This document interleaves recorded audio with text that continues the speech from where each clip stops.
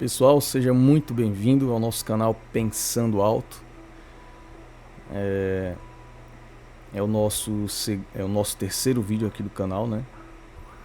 E hoje eu vou trazer um tema muito importante também na teologia, na vida também das pessoas. É um tema que com certeza é relacionado a todas as pessoas, todos os seres humanos. E quero aqui pedir o seu like, pedir a sua inscrição se você ainda não é inscrito, para nos ajudar e fortalecer o canal, para a gente conseguir alcançar mais pessoas com o pouco de conhecimento que temos e que possamos também passar esse conhecimento para as outras pessoas, né? E a internet, o nosso canal está aqui para isso, para a gente ajudar. E aqui é um canal onde a gente pensa, a gente faz uma reflexão sobre vários assuntos relacionados à vida, né? Tanto a teologia, a filosofia. E o assunto de hoje é um tema, né? O tema de hoje é vencendo o medo da morte, né? Porque a verdade é que todo ser humano, né? A verdade é que ninguém quer morrer, né? A verdade é essa. Ninguém quer morrer, mas sabemos que é uma realidade na vida de todas as pessoas, todo ser humano. Então a gente vai falar um pouco sobre o que a Bíblia tem a dizer sobre a morte, né?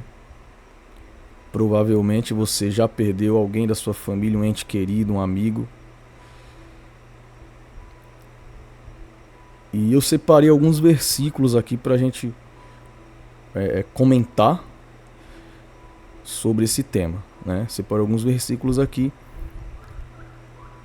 e com certeza, através desses textos, né, vai abrir seu entendimento, sua mente, e você não vai ter, ou se tiver ou se não tiver, nunca mais ter medo da morte. Vejamos o que a Bíblia diz sobre esse tema, sobre esse assunto. Eu separei alguns versículos aqui e eu vou comentar com você. A gente vai ler e eu vou comentar com vocês aqui, tá certo? Se você tiver sua Bíblia aí para acompanhar, abra sua Bíblia. Eu vou começar com o primeiro texto aqui. Eu poderia começar do Velho Testamento para o Novo, né? Mas como eu organizei aqui sem essa ordem, eu vou comentar de acordo com a ordem que eu coloquei aqui, tá? Que eu separei. Eu acabei não colocando em ordem de Antigo Testamento para o Novo Testamento. Mas não tem problema nenhum, a gente vai comentar cada um deles. O primeiro versículo fica lá em João, Evangelho segundo escreveu João, capítulo 11 e o versículo 25, que diz assim: Disse-lhe Jesus: Eu sou a ressurreição e a vida. Aquele que crê em mim, ainda que morra, viverá. É um texto muito profundo, né? Muito profundo. Ele é uma base, com certeza, até para qualquer pregação, ou sermão, ou estudo. João 3,16 vai dizer assim: Porque Deus tanto amou o mundo que deu seu Filho unigênito, para que todo aquele que nele crer não pereça, mas tenha vida eterna. João 3,16. Aqui no texto ele já vai trazer uma observação que eu trago aqui para vocês, é a questão aqui de filho unigênito, tá? Para quem não sabe, unigênito é único. Quando diz filho unigênito, é único filho. Quando fala filho primogênito, é o primeiro filho. No caso de Jesus, como ele é o único Filho de Deus, né, realmente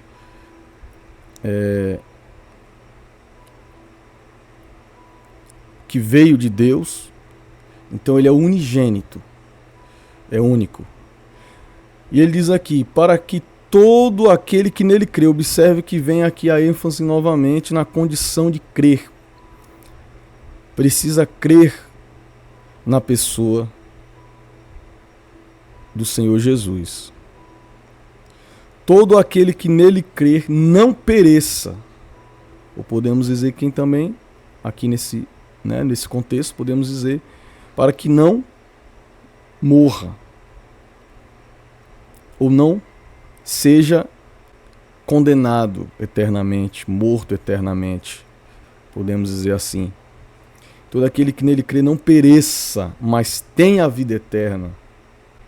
Então observe Jesus aqui novamente, reforçando aqui a ênfase de que aquele que crê nele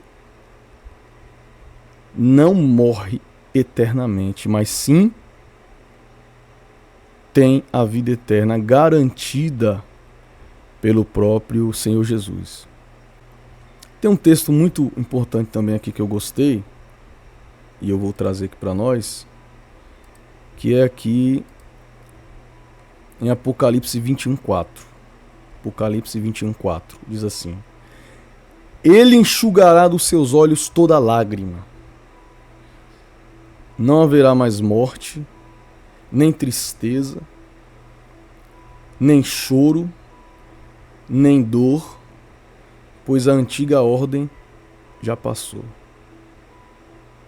Isso aqui é algo que vai acontecer no futuro.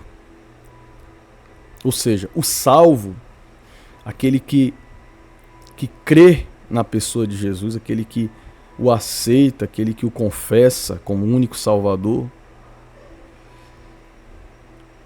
Essa é uma das promessas aqui. Porque lá na vida eterna, Ele enxugará dos nossos olhos toda lágrima. Porque lá não haverá mais morte. Na eternidade não haverá mais morte para o salvo. Para o salvo não haverá mais morte. Nem tristeza. Você não vai sentir mais o sentimento de tristeza.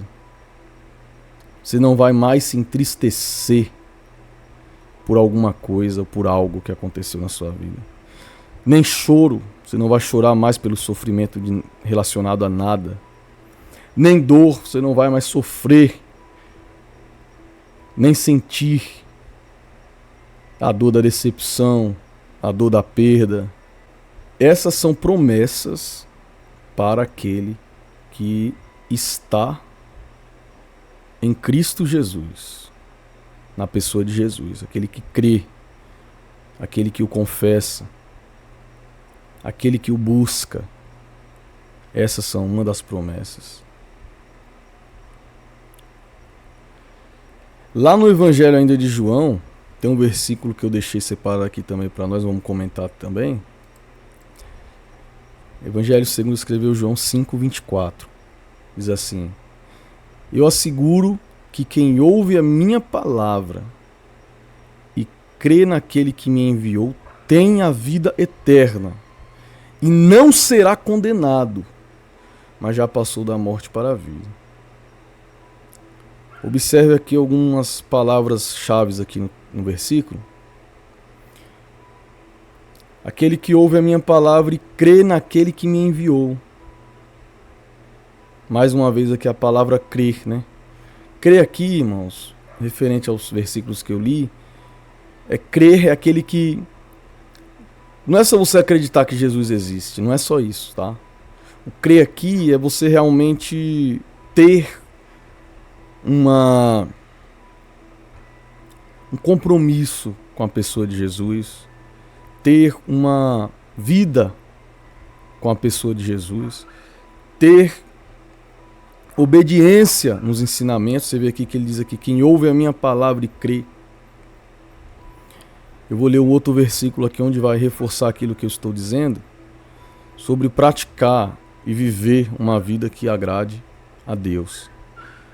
Quem ouve a minha palavra e crer naquele que me enviou, tem a vida eterna e não será condenado. É uma promessa.